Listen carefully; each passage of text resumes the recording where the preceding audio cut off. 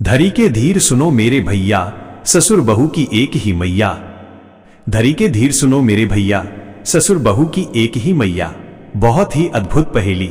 नमस्कार मित्रों, आप सभी दर्शक भाइयों का हमारे YouTube चैनल ज्ञान दर्पण में स्वागत है।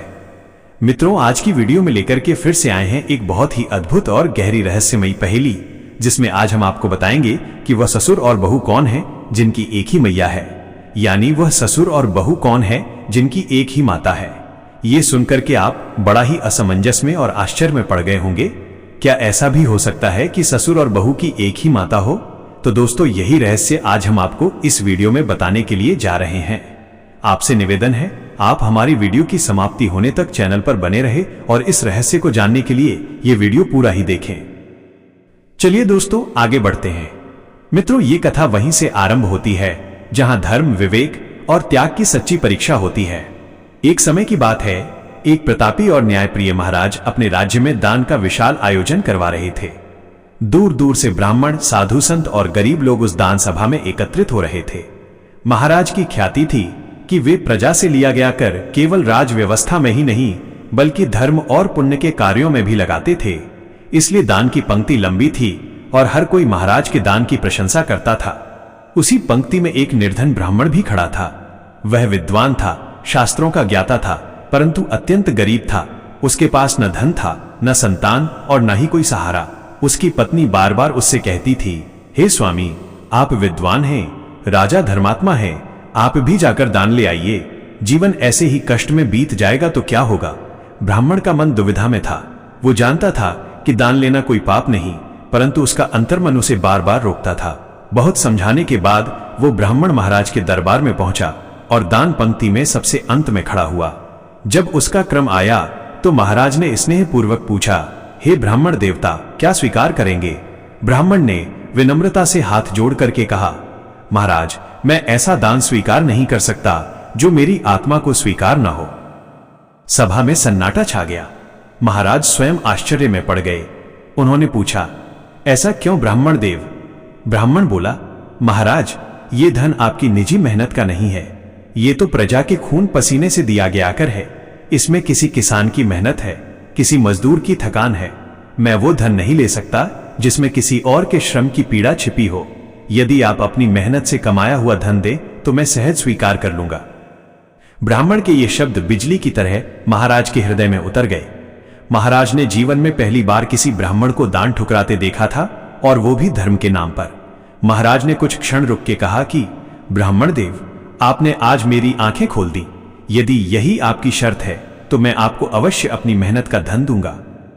अगले दिन महाराज ने एक अद्भुत निर्णय लिया।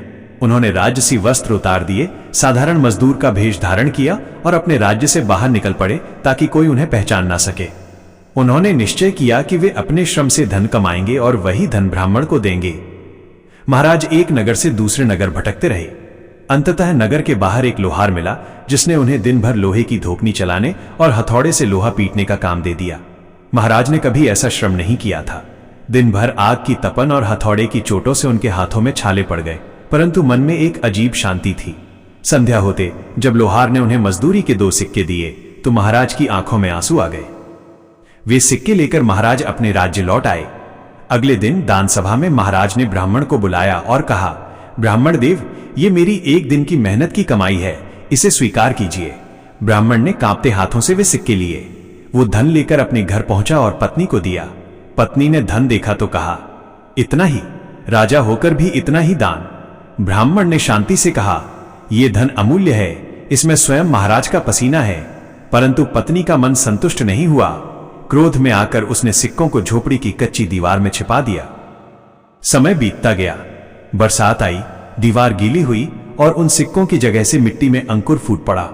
धीरे धीरे वहां एक अनोखा पौधा उग आया। बरसों में वह पौधा विशाल वृक्ष बन गया।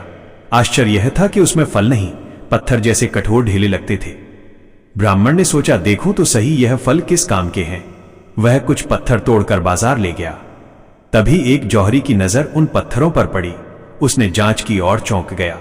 उसने कहा, ब्राह्मण देव, ये साधारण पत्थर नहीं है, ये तो पारस पत्थर है। जौहरी ने पत्थर को परखा और उसे लोहे से छुआ। जैसे ही पत्थर लोहे से टकराया, लोहा सोने में बदल गया। जौहरी बोला, इसका मूल्य कोई नहीं चुका सकता। ब्राह्मण वो पत्थर लेकर घर लौट आया। अब वो समझ चुका था कि ये कोई सामान्य वृक्ष नहीं, बल्कि महाराज के श्रम से उपजा हुआ चमत्कारी पारस वृक्ष है। धीरे धीरे ब्राह्मण का वैभव बढ़ने लगा। जहां कभी झोपड़ी थी, वहां स्वर्ण महलों का निर्माण होने लगा। ये समाचार महाराज के कानों तक पहुंचा। महाराज ने ब्राह्मण को दरबार में बुलाया और पूछा, ये धन तुम्हें कैसे प्राप्त हुआ? ब्राह्मण ने सारी कथा सुना दी। महाराज ने उस वृक्ष को देखने की इच्छा प्रकट की। जैसे ही खुदाई शुरू हुई, धरती का रहस्य खुलने लगा।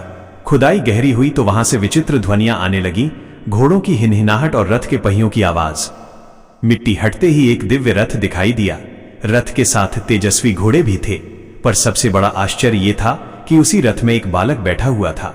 बालक का मुख तेज से धमक रहा था। महाराज का हृदय उस बालक को देखते ही कांप उठा। वे बरसों से संतान सुख से वंचित थे। ब्राह्मण ने बालक को महाराज की गोद में सौंपते हुए कहा, महाराज, ये धरती माता की संतान है। महाराज ने बालक का नामकरण किया। चूंकि वो रथ से प्रकट हुआ था, इसलिए उसका नाम दशरथ रखा गया, जिसके रथ 10 दिशाओं में चलते हों। दशरथ का पालन पोषण राजमहल में हुआ और वे एक न्यायप्रिय राजा बने। उधर लंका में रावण का अधर्म बढ़ रहा था। रावण ने ऋषियों से कर के रूप में उनका रक्त लेना शुरू किया और उसे एक विशाल कुंड में इकट्ठा किया। मंदोदरी ने अनजाने में उस रक्त का एक तिनका चख लिया, जिससे वो गर्भवती हो गई। जब रावण को पता चला कि इस गर्भ से उसके विनाश का कारण पैदा होगा, तो उसने गर्जना की, जिससे गर्भपात हो गया। मंदोदरी ने उस कन्या भ्रूण को एक घड़े में रखकर लंका से दूर भेज दिया। रावण के दूतों ने उस घड़े को मिथिला की भूमि में गाड़ दिया। मिथिला में अकाल पड़ा। राजा जनक ने ऋषियों की सलाह पर स्वयं हल चलाया। जैसे ही हल एक स्थान पर अटका, वहां से वो घड़ा निकला जिसमें एक दिव्य कन्या थी। चूंकि वो हल की फाल सीत से निकली थी, इसलिए उसका नाम सीता रखा गया। सीता के आते ही मिथिला में वर्षा हुई और अकाल समाप्त हो गया। समय बीतता गया। अयोध्या में राजा दशरथ के पुत्र राम हुए। मिथिला में सीता बड़ी हुई। जनक जी ने स्वयंवर रखा और श्री राम ने शिव धनुष तोड़कर सीता जी से विवाह किया। जब सीता अयोध्या आई, तब ये रहस्य पूर्ण हुआ। यहीं पर वो धार्मिक पहेली सुलझती है, भैया ससुर और उनकी एक ही मैया। भैया, यहां भैया का अर्थ भगवान श्री राम से है। ससुर का अर्थ महाराज दशरथ से है, जो सीता जी के ससुर हैं। बहू का अर्थ माता सीता से है। एक ही मैया, महाराज दशरथ का जन्म भी धरती माता की गोद से हुआ था और माता सीता का जन्म भी धरती माता के गर्भ से हुआ था। इस प्रकार ससुर दशरथ और बहू सीता दोनों की माता एक ही है, धरती माता। यही इस पहेली का गूढ़ और सुंदर उत्तर है। तो दोस्तों, अब तो आप जान ही चुके हैं इस पहेली का सटीक उत्तर। अगर ये कथा आपको अच्छी लगी है तो कमेंट बॉक्स में जय श्री राम, जय जनक नंदिनी अवश्य लिखिएगा। इतना समय देने के लिए आप सभी को बहुत बहुत धन्यवाद। मिलते हैं अगली वीडियो में। तब तक के लिए जय श्री कृष्णा, जय श्री राधे।